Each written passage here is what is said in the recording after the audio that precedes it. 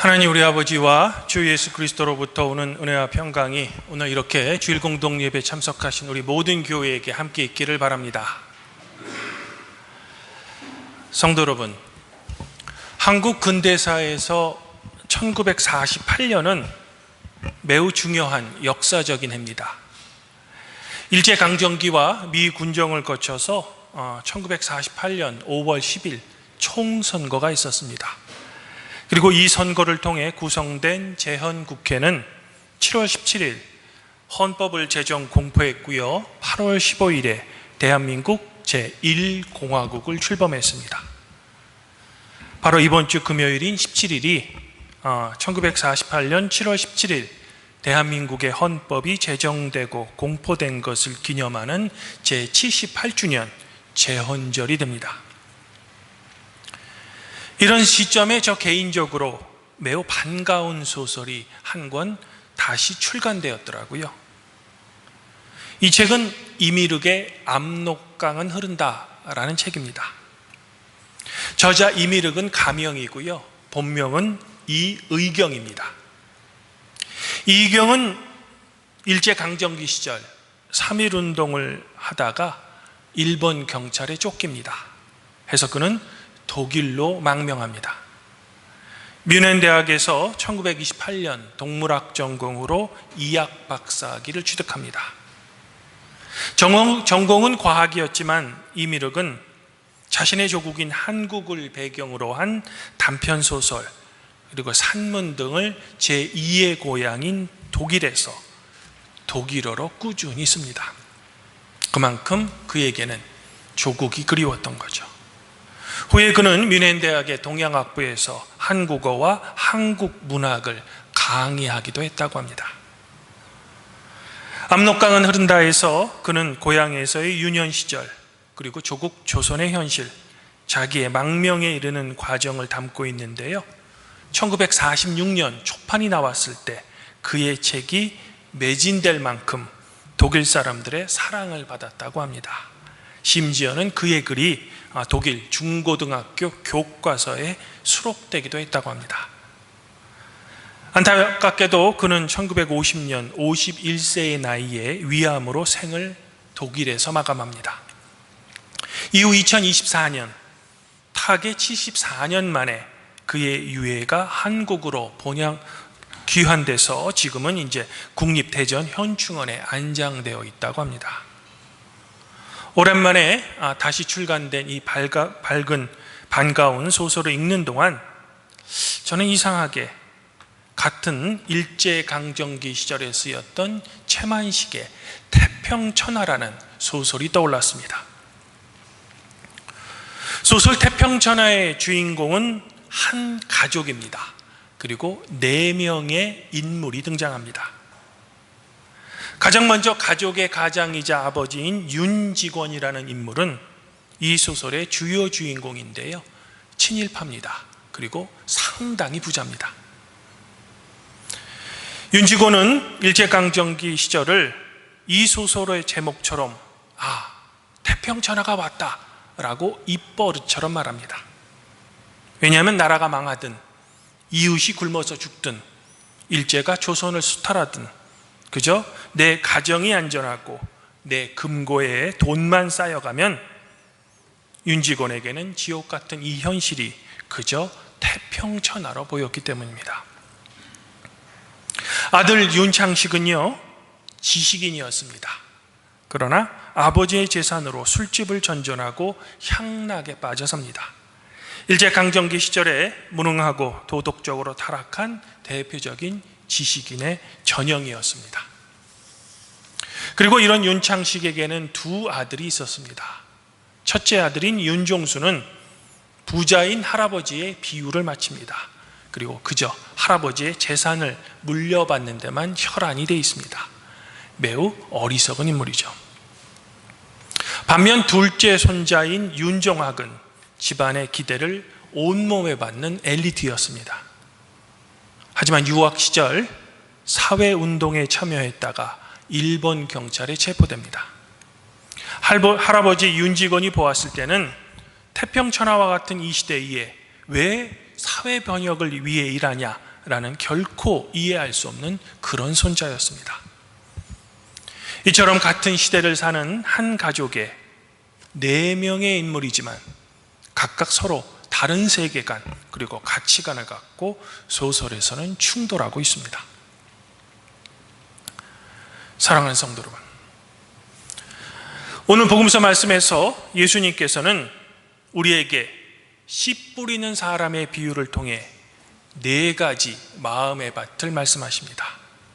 비록 같은 씨앗이지만 어디에 떨어졌느냐에 따라 그 결과가 너무나도 다르죠. 저의 짧은 생각에는 최만식의 소설 태평천하에 등장하는 한 가문의 4명의 인물은 오늘 예수님께서 비유로 말씀하신 4가지 밭의 모습을 우리에게 우화적으로 가르쳐주는 것 같습니다. 가장 먼저 예수님께서는 길가의 밭을 말씀하십니다. 길가는 사람들의 발길에 밟혀 돌처럼 단단하게 굳어진 땅입니다. 씨앗이 떨어져도 전혀 파고들지 못하므로 새들이 와서 씨앗을 먹어버립니다. 예수님께서는 이를 말씀을 듣고 깨달아 알지 못할 때 악한 자가 와서 그 마음에 뿌려진 것을 빼앗는다 라고 말씀하십니다. 아마도 소설의 주인공 윤직원이 바로 이 길가의 밭의 마음을 가진 것 같습니다. 그의 마음에는 오직 돈, 자기 아니라는 탐욕으로 똘똘 뭉쳐서 마음이 단단하게 굳어버렸습니다. 시대의 아픔과 민족의 고통 그리고 도덕적 정의라는 진리의 씨앗이 그의 마음에도 떨어졌지만 단 한 톨도 심기지 못합니다. 그런데 우리는 이런 모습을 우리 역사에서 자주 찾을 수 있습니다. 아니, 오늘날 우리 중에도 이런 영적 길가밭이 있습니다. 그저 내 이익과 내 평안에만 몰두하느라 마음이 완악해져 버렸죠. 하나님의 공의와 이웃사랑의 말씀을 들어도 그저 나와 상관없는 이야기로 치부하며 마음의 문을 굳게 걸어 담급니다. 그리고 깨닫지 못하는 사이에 사탄은 그 말씀의 은혜를 흔적도 없이 그의 마음속에 빼앗아 버리는 겁니다. 이제 둘째는 흙이 얕아서 싹은 빨리 나오지만 뿌리가 없습니다 해서 해가 돋은 후에 그저 말라버리는 돌밭입니다. 예수님께서는 이를 말씀을 듣고 즉시 기쁨으로 받지만 그 속에는 뿌리가 없어 잠시 견디다가 말씀으로 인해 환난이나 박해가 일어나면 곧 넘어지는 자라고 말씀하십니다. 태평천하의 소설 속 윤직원의 아들인 윤창식이 아마 이 돌밭인 것 같습니다. 그는 개화기 시절 지식인이었습니다. 사회에 대해 책임이 있는 사람이었습니다. 무엇이 옳고 그른지 머리로는 알고 진리를 기쁨으로 한때는 접했던 그런 사람입니다. 하지만 그 지식이 그의 삶의 뿌리까지 내리지 못했습니다. 정작 시련이 오자 그는 깊이 없는 신앙처럼 현실의 안주에 쉽게 주저앉아 버린 겁니다. 생각하면 우리 역사 속에 이런 가슴 아픈 돌밭들이 참으로 많았던 것 같습니다. 일제강점기 초기에는 민족의 성각자이며 계몽주의로 존경을 받던 천재 지식인들이 그랬습니다. 그들은 처음에는 민족의 독립과 사회 정의라는 데에 기쁨으로 노래했죠.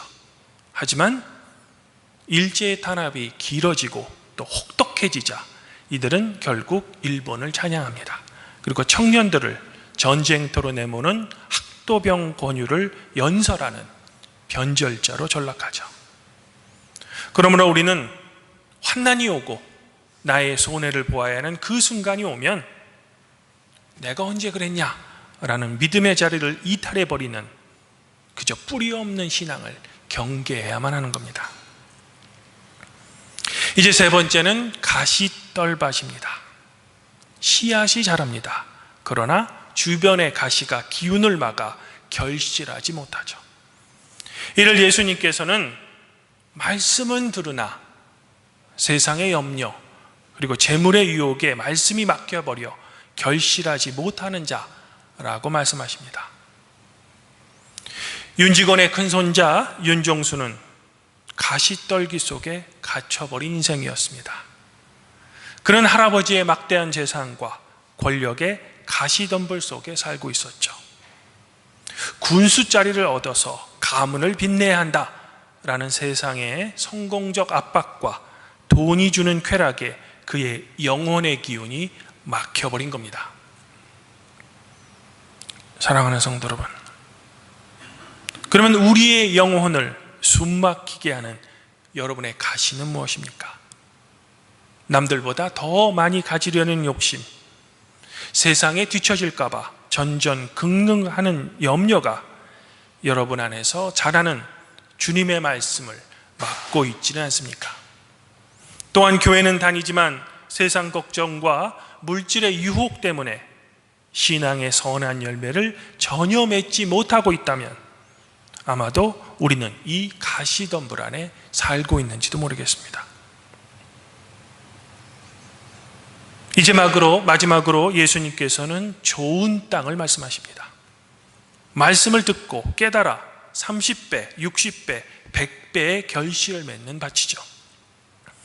최만식의 소설에는 오직 한 사람, 윤직원의 둘째 손자인 윤종학만이 이 좋은 땅의 힘을 우리에게 보여주는 겁니다. 할아버지는 둘째 손자 종학이 총독부의 고위경찰서장이 되기를 바랍니다. 그래서 부로 이룬 자신의 집안을 더 단단하게 지켜주기를 원했습니다. 그러나 손자 종학은 할아버지의 불의한 재산과 자기 앞에 보장된 안락함을 거부합니다. 대신 조국 조선의 비참한 현실을 직면했고 가문의 부귀영화를 버리고 사회 변혁 운동을 하다가 그만 일본 경찰에 의해 체포되죠. 물론 할아버지는 결코 이 손자의 마음을 이해하지 못했습니다.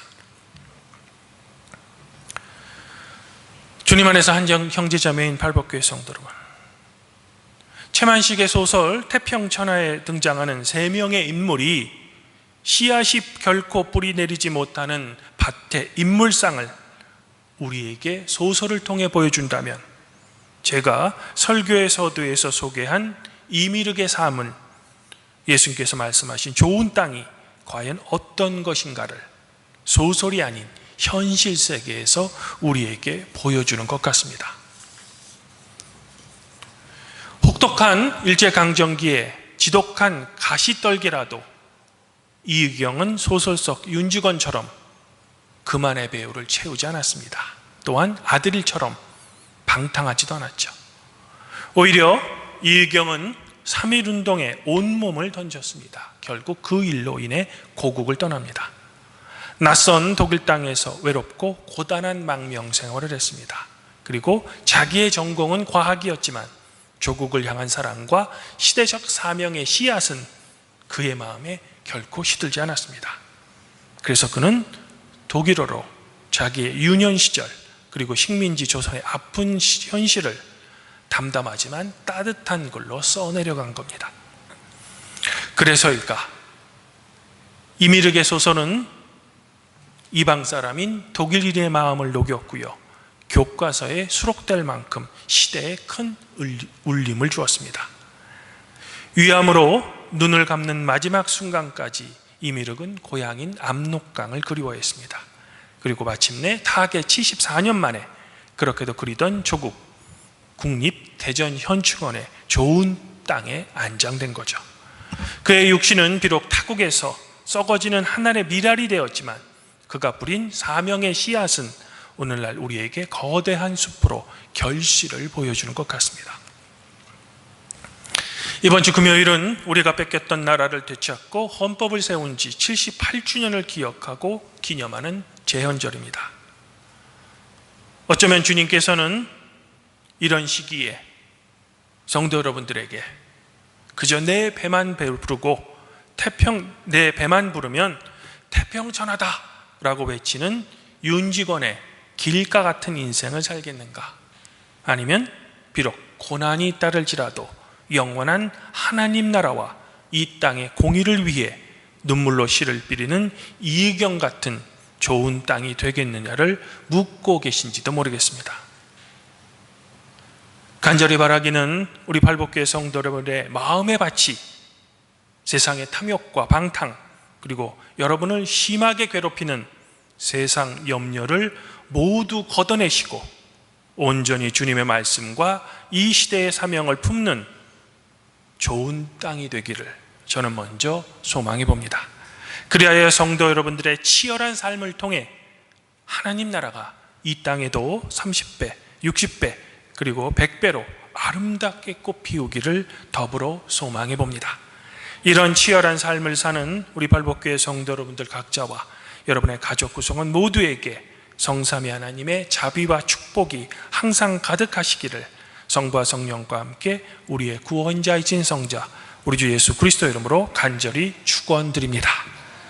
그리하면 모든 지각에 뛰어나신 하나님의 평강이 그리스도 예수 안에서 성도 여러분들의 마음과 생각을 지키실 것입니다.